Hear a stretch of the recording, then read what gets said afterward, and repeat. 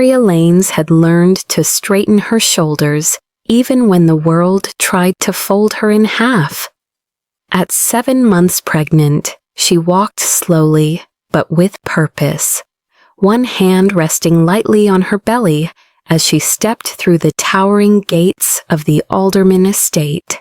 The wind was cold that morning, brushing leaves across the stone pathway, but Arya barely noticed. She was too focused on breathing evenly, too focused on the child she carried, too focused on the promise she had made to herself. This time, no matter how people treat you, you will remain unbroken.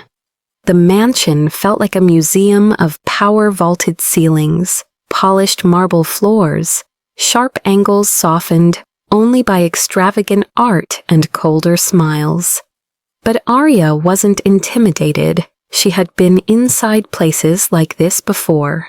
She had worked around families who measured human worth by the thickness of a bank statement. She knew exactly what she would face, and yet she needed this job, needed the steady income, needed the safety of a roof that wasn't temporary, needed the quiet stability before her baby arrived.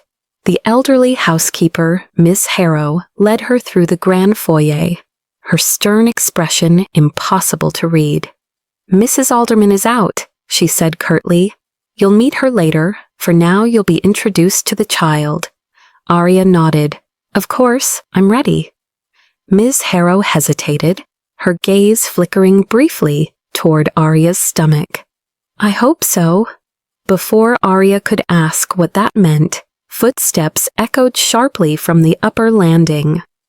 Arya looked up as a young man in a tailored suit descended the stairs with the practiced laziness of someone who had never rushed for anything in his life. His hair was styled to perfection. His watch gleamed like a small sun on his wrist. His smirk arrived before he did. Landon Alderman, the only son of the billionaire family, the heir to a global empire, the reason most people in this house walked carefully, afraid of stepping on his pride. He paused halfway down, eyebrows lifting as he noticed Arya. "Well," he drawled, "you must be the new nanny." Arya straightened. "Yes, Arya Lanes. It's a pleasure to meet you." Landon's gaze dropped to her rounded belly. His smirk sharpened. "No one mentioned you were expecting," he said, amusement dripping from every syllable. "Interesting choice for a nanny. Doesn't that slow you down?" He gestured vaguely, insultingly. "I'm capable," Arya replied calmly. "Very capable." Landon laughed under his breath. "We'll see." Miss Harrow stepped between them, clearing her throat. "Landon, your mother approved her. Please behave." Landon lifted his hands in mock surrender. "I'm just being observant. You can't expect someone that pregnant to be dependable." Arya remained still, serene even as irritation tugged at her spine. She had met men like him, men who mistook cruelty for confidence, men who believed their wealth justified every careless word that fell from their lips. "Come," Ms. Harrow said to Arya, urging her toward the spiral staircase. "The boy, Isaac, is in the playroom." Arya followed her, but Landon's voice echoed behind them, loud enough for the walls to carry it. "I don't get why we're hiring someone like her," he said. "She looks fragile, useless, practically worthless." The word carved through the air like ice. Arya stopped, inhaled slowly, then continued without looking back. She placed a hand on her stomach, not in fear, but in protection, in grounding, in strength. When they reached the second floor, Ms. Harrow sighed. Ignore him, he was raised without boundaries. "I'm fine," Arya said. "I've heard worse." But the sting lingered, threading itself into her ribs. Not because she believed him, but because people like him spoke so easily, so confidently, so carelessly. She had spent years piecing her life together, fighting for stability, fighting to be respected, fighting to be seen, and she would not allow a spoiled young man to break her now. They reached the playroom. Ms. Harrow knocked, then opened the door gently. Inside, 6-year-old Isaac Alderman sat on the carpet, knees pulled to his chest, staring at a tower of wooden blocks that leaned dangerously to one side. He glanced up, eyes wary, a child accustomed to tension, a child who lived in a house where money filled every room, but warmth rarely touched the corners. Arya knelt, slow and careful. "Hi, Isaac. I'm Arya. I'm here to spend time with you today. Maybe we can build something together." Isaac hesitated, then nodded once, tiny, uncertain, but real. The moment softened something inside her. For the next hour, Arya sat cross-legged on the carpet, guiding Isaac through games, puzzles, and soft conversations. She praised his small victories, steadied his trembling hands, and offered the gentle reassurance he seemed starved for. The boy began to smile, small at first, then wider, his shoulders loosening as though a weight had been lifted from them. Arya didn't know she was being watched. Landon stood in the doorway, leaning against the frame, arms folded. His expression wasn't the mocking smirk from earlier, it was something unreadable, something colder.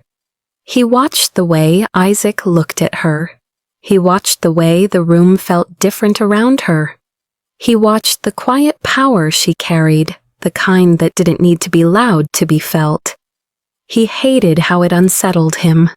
When Isaac finally laughed a quiet, shy sound, Landon spoke from behind Arya.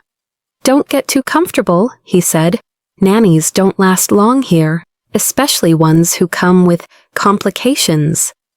Arya rose carefully, turning toward him with a calmness he mistook for weakness. "Everyone has complications, Mr. Alderman," she said softly. "Even you." His jaw tightened. He wasn't used to being spoken to like that. Arya picked up a stray toy and set it on the koya shelf. "And for the record," she added, her voice gentle but unshakably firm, "I am far from worthless." Landon's smirk returned, but this time there was a flicker beneath it. Annoyance, confusion, something else he couldn't name? "That remains to be seen," he said. What none of them knew, not yet, was how quickly that flicker would turn into fear when the truth about Arya's husband finally surfaced, because the man Landon mocked today was the one man he should never have provoked. The shift began subtly, an uneasy buzz threading through the halls, whispers from staff drifting like static. Arya sensed it the moment she stepped out of the playroom that afternoon. Ms. Harrow hurried toward her, face pale, fingers wringing the fabric of her apron. "He's here," she whispered. Arya blinked. "Who?" But before the answer came, the front doors swung open, with a weighty, resonant thud. Heavy footsteps followed, measured, powerful, unhurried. The kind of footsteps that didn't ask for attention, but naturally commanded it. Arya's heart tightened.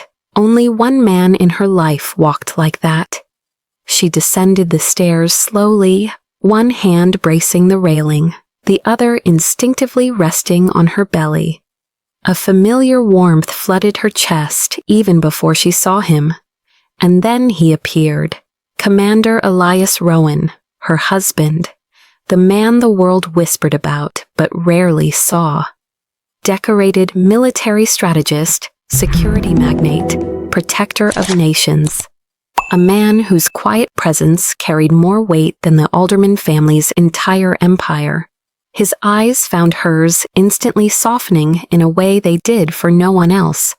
He crossed the foyer in only a few strides, his hand rising to cradle the side of her face. "Arya," he breathed, voice low, warm. Are you all right? You didn't answer my messages. She exhaled shakily. I was working. Everything's fine. A single eyebrow lifted. Is it? Before she could answer, Landon appeared at the top of the stairs. He froze when he saw Elias froze, as if a predator had entered the room.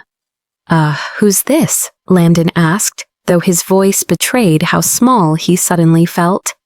Elias didn't look at him, not yet. His full attention remained on Arya. Did someone here disrespect you? Elias asked softly. Arya shook her head gently. I handled it.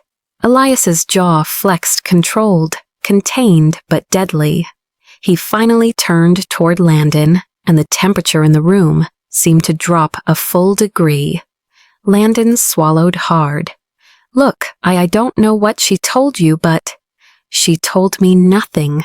Elias interrupted, voice calm but edged with steel. But the staff told me enough.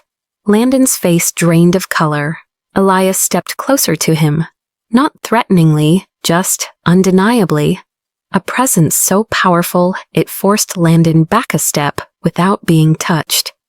My wife, Elias said, emphasizing the word, is not to be spoken to the way you spoke to her. Landon stammered. I didn't know. That she is my wife, Elias finished calmly. That she is carrying my child.